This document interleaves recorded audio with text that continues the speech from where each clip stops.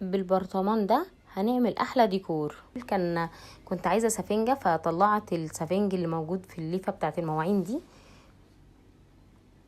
وهستخدمه. هقص بس جزء منه بس وهستخدمه. بالاساتك دي هبدا احط كده الاساتك بشكل عشوائي في البرطمان باي شكل احنا نحبه، مفيش مشكله خالص،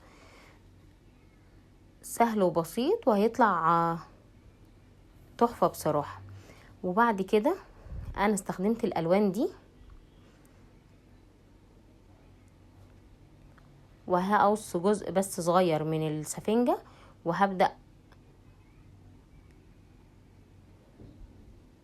تنيت بس السفنجة الاول وهستعملت معاها استك علشان انا ما عنديش بس اللي هي المفروض تتعمل بيها الالوان، فحاولت يعني استخدم اللي موجود واللي متاح. وبعد كده وزعت اللون على البرطمان لحد ما اللون يغطي البرطمان بالكامل. وممكن طبعا الالوان دي نستخدم اللي هي الالوان الاكريليك عادي، مفيش مشكلة. تمام كده. طبعا بعد ما هغطي البرطمان بالكامل باللون الاسود، طبعا ممكن نعمله باي لون احنا حابينه، مفيش مشكلة خالص.